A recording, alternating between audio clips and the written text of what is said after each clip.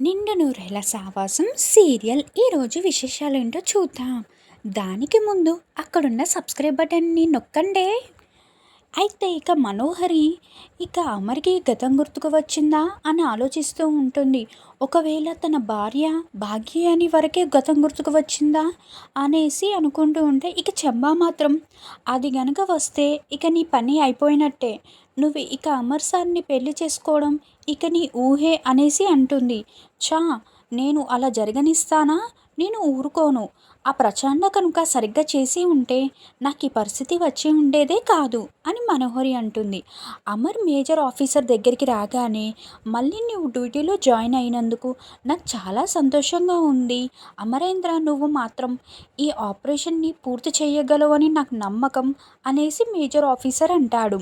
ఇప్పుడు business man Damodar, ఆవిడ wife, ఇద్దరు పిల్లల్ని మిలిటెంట్లు బంధించేశారు.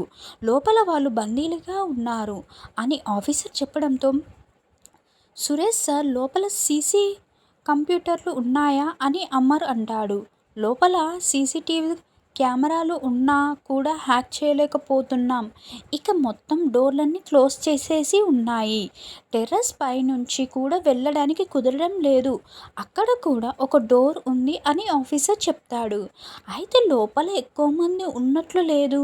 అందుకే వాళ్ళు ఇంత వరకు కిడ్నాప్ చేసి కూడా డిమాండ్స్ చెప్పట్లేదనేసి చెప్తున్నారు కదా.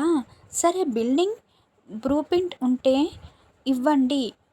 బ్లూప్రింట్ ఉందా అని అమర్ తీసుకొని చెక్ చేస్తూ ఉంటాడు. మేము మొత్తం చెక్ చేశాము సార్. అమర్, లోపలికి వెళ్ళడానికి ఎటువంటి దారి కనిపించడం లేదు అని ఆఫీసర్ చెప్పడంతో, సార్ ఇదిగోండి ఇక్కడ ఒక టన్నెల్ ఉంది కదా అని అమర్ బ్లూప్రింట్లో చూపిస్తూ ఉంటాడు. అది చాలా చిన్నది. చిన్నపిల్లలు మాత్రమే దాంట్లో పడతారు. బహుశా చిన్నపిల్లలు ఆడుకోవడం కోసం ఆ టన్నెల్ కట్టినట్లు ఉంది అని ఆఫీసర్ చెప్పడంతో, అయితే చిన్నపిల్లల్ని లోపలికి పంపిద్దాం. ఈ ఆపరేషన్‌లో మనం చిన్నపిల్లలతోటే పని కానిద్దాం అనేసి అమర్ అంటే, అంత చిన్న పిల్లల్ని లోపలికి ఎలా పంపిస్తావు?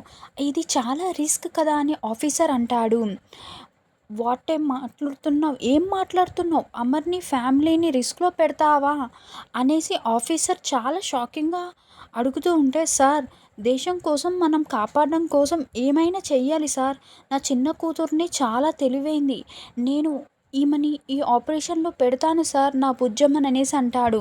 చాలా చాకచక్యంగా నడుచుకోగలదు. కాబట్టి మీరేం టెన్షన్ పడకండి. నేను నా కూతుర్ని పంపిస్తాను అనేసి అంటాడు. సార్, నేను ఒప్పిస్తాను, రాథోడ్ వెళ్ళి బుజ్జమ్మని తీసుకురా అని అమర్ అంటే, అది కాదు సార్ అని రాథోడ్ అంటాడు. ఇది నా ఆర్డర్. నువ్వు వెళ్ళి తీసుకురా బుజ్జమ్మని అనేసి అంటాడు. అమర్, నువ్వు వస్తే ప్రాబ్లమ్ సాల్వ్ చేయగలమని నాకు తెలుసు, కానీ నీ ఫ్యామిలీని రిస్క్ పెడతావని, ఇలా చేస్తావని నేను అసలు అనుకోలేదు అని ఆఫీసర్ అనడంతో, నేను నా కూతురు దీనిని పూర్తి చేయగలం. మీరు నన్ను నమ్మండి సార్ అనేసి అంటాడు. తర్వాత ప్రచండ మంత్రదండాన్ని పూజలో పెట్టి, బేతాళ, నేను నా చాలా శక్తులను కైవసం చేసుకున్నాను, కానీ అనుకున్నది సాధిస్తూ వస్తున్నాను. ఇప్పుడు మాత్రం నేను ఆ పిల్లపై ఓడిపోతున్నాను ఏంటి అనేసి, ఏం తప్పు చేస్తున్నాను? నువ్వు నాకు సమాధానం చెప్పాలి. ఒకవేళ నువ్వు నాకు సమాధానం చెప్పలేదా, ఇక నేను ప్రాణాలతో ఉండి ఏం లాభం? ఇలా ఓడిపోవడం నాకు ఇష్టం లేదు, కాబట్టి నా ప్రాణాలను అర్పించేస్తాను అని పెద్ద కత్తి తీసుకొని తల నరుక్కుంటూ ఉంటాడు. అయితే బేతాళ అక్కడ ప్రత్యక్షమైపోతాడు. మంత్రదండంలో నుండి వాయిస్ మాత్రమే వినిపిస్తూ ఉంటుంది. ఆగు ప్రచండ, ఆగు. నేను నీ ప్రాణత్యాగానికి సంతృప్తి చెందాను. నువ్వు ప్రాణత్యాగం అయినా అవసరం లేదు. నీకు నేను సమాధానం చెప్తానని బేతాళ మాట్లాడుతూ ఉంటాడు. అప్పుడు నేను ఎందుకు ఆ పిల్ల చేతిలో ఓడిపోతున్నాను? నాకు సమాధానం కావాలి అని ప్రచండ అంటే, ఆ పిల్లకి ఆ దైవశక్తి మొత్తం తోడుగా ఉంది. అందుకే మనము ఆ పిల్లని కైవసం చేసుకోలేకపోతున్నాం అనేసి అంటాడు. ఇక ఆ పిల్ల చేతిలో, నా చేతిలో చావాలే.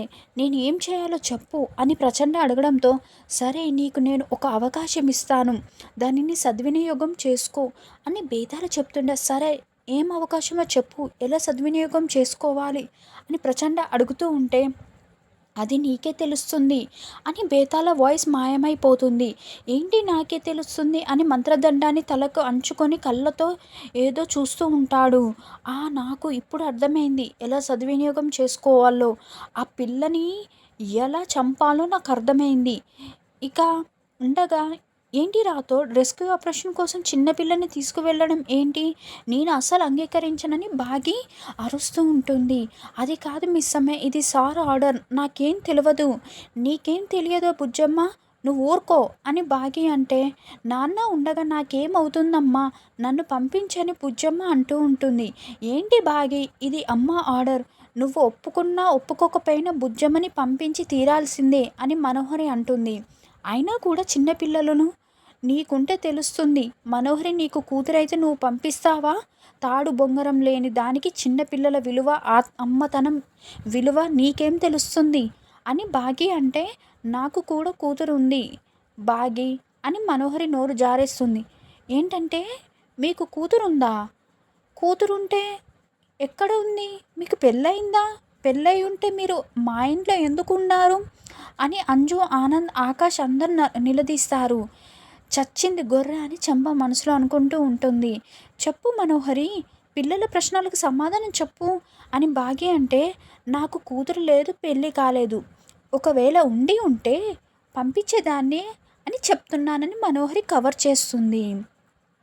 ఇక నేను కవర్ చేయడం ఏంటి అని మనోహరి అంటుంది. అప్పుడే అమర్ దగ్గర నుంచి ఫోన్ కాల్ రావడంతో, సార్ మిస్ అమ్మ బుజ్జమ్మని పంపించానని చెప్తోంది అని రాథోడ్ చెప్పడంతో, మిస్ అమ్మకి ఫోన్ ఇవ్వు, నేను మాట్లాడతాను అని అంటాడు. ఇక బుజ్జమ్మని పంపించు అని అమర్ అని చెప్తుంటే, చిన్నపిల్లని ఎలా పంపించనండి, నేను పంపించను అని బాగి అంటుంది. చూడు, నీకు నాపై నమ్మకం ఉందా లేదా అని అమర్ అంటే, ఉందని కానీ బాగి అంటుంటే, దట్ వాట్ ఐ సే, నువ్వు ముందే పంపించు బాగి అమర్ అంటాడు. అయితే బుజ్జమ్మతో పాటు నేను కూడా వస్తానని బాగి అంటే, నువ్వు బుజ్జమ్మ తల్లిగా చూసుకోవడానికి వస్తున్నావా, కేర్ టేకర్గా వస్తున్నావా అని అమర్ అడగడంతో, రెండు నో అని బాగి చెప్తుంది. సరేరా అని అమర్ చెప్తాడు. పిల్లలు మీరు ఇక్కడే ఉండండి, నేను రాథోడ్ బుజ్జమ్మ వెళ్ళి వస్తామని బాగి చెప్తుంటే, ఆల్ ది వెరీ బెస్ట్, నువ్వు మీ కూతురు జాగ్రత్త అని మనోహరి అంటుంది. ఇక చెంబ వీళ్ళంతా బయటికి వెళ్ళారు, పిల్లలు మనం మాత్రమే ఉన్నాము అని మనోహరి అంటే, ఇక స్వీట్ చేసుకొని తిందామా అని చెంబ అంటుంది. చీ, నోరు మూస్తావా, ప్రజెంట్కి ఫోన్ కాల్ చేయి అని మనోహరి చెప్తుంది. రెస్క్యూ ఆపరేషన్ అంటూ బుజ్జమ్మని బయటికి తీసుకువెళ్ళారు. ఇప్పుడు నువ్వు ఆ పిల్లని చంపేసేయి అని మనోహరి అంటే, ఇప్పుడు నేను చెయ్యాల్సింది ఆ పిల్లని కాదు, నా గురి ఇప్పుడంతా కూడా అంజు పాప మీదే అని ప్రచండ చెప్తాడు. ఏంటి అంజునా అని మనోహరి అంటే, నువ్వు ముందు అంజుని తీసుకొని బయటికి రా మనోహరి, నేను చెయ్యాల్సింది చేస్తాను, ఇప్పుడు ఏం చేయాలో నాకు బాగా అర్థమైందని ప్రచండ చెప్తాడు. చూస్తుంటే ఇది మేజర్ ఆపరేషన్ లాగే ఉంది కానీ బాగి అంటే, సార్ చూసుకుంటారులే, మిస్ అమ్మరా లోపలికి వెళ్దామని రాథోడంటే, బాగిని బుజ్జమ్మని అమర్ దగ్గరికి తీసుకువస్తారు. బుజ్జమ్మ అని పిలవగానే, సార్ అది కాదు బాగి అంటుంది. నేను చూసుకుంటాను బాగి అని అమర్ అభయం ఇస్తూ, చెప్పండి డాడీ అని బుజ్జమ్మ అంటుంది. మీరు నన్ను డాడీ అని పిలవమన్నారు కదా, డాడీ అందుకే పిలిచానని బుజ్జమ్మ అంటే, ఇప్పుడు కాదు, ఎప్పటికీ నువ్వు నన్ను డాడీ అని పిలవాలి, నేను మీ డాడీని కాబట్టి అని అమర్ అంటాడు. ఏంటి రాథోడ్ ఈయన ఇలా మాట్లాడుతున్నాడని బాగి అంటుంది. అంటే డాడీలా చూసుకుంటున్నారు కదా మేడం, అందుకేనేమో అనేసి అంటాడు. బుజ్జమ్మ నీకేం భయం లేదు అని అమర్ అడుగుతాడు బుజ్జమ్మని. నాకెందుకు భయం నాన్న, మీరున్నాక అనేసి బుజ్జమ్మ అంటుంది. ఇక తర్వాత మనోహరి చెంబ పిల్లల్ని పార్కు తీసుకువస్తారు. అదేంటి చెంబ, ఈ ప్రచండ ఇంకా రాలేదేంటి, అయినా కూడా బుజ్జమ్మ కాదని ఈ అంజుని ఏం చేస్తాడు, దానివల్ల వాడికేంటి లాభం అనేసి అంటే, ఏమో మనోహరి, ఆ ప్రచండ ప్లాన్ ఏదో ఉన్నట్లుంది, అది మనకెందుకు, ఇప్పుడు వీళ్ళని ఇక్కడికైతే తీసుకొచ్చాం, వాళ్ళు అక్కడే ఆడుకుంటున్నారు అని చెంబ చెప్తుంటే, ఇక తర్వాత బాగి అమర్ ఇద్దరు కూడా మర్మదేశం యాడ్ కోసం మాట్లాడుతూ చూడమని చెప్తూ ఉంటారు. అలా అమర్ ఒక పెన్ కెమెరాని బుజ్జమ్మకి పెట్టి టన్నల్ గుండా లోపలికి పంపిస్తూ ఉంటారు. అయితే బుజ్జమ్మ రౌడీలకి దొరికిపోతుంది. ఇదే వచ్చే ఎపిసోడ్లో చాలా ఉద్రిక్తమైంది. అసలు అంజు పాపని ఎందుకు తీసుకురమ్మన్నాడు ప్రచండ అనేది ఇంకొక సందేహాస్పదమైనది. ఈ రేపటి ఎపిసోడ్లో చూద్దాం. Thank you. Like, share, subscribe. ఇష్క్యూ ఆల్. సబ్స్క్రైబ్ చేసుకోవడం మర్చిపోకండి.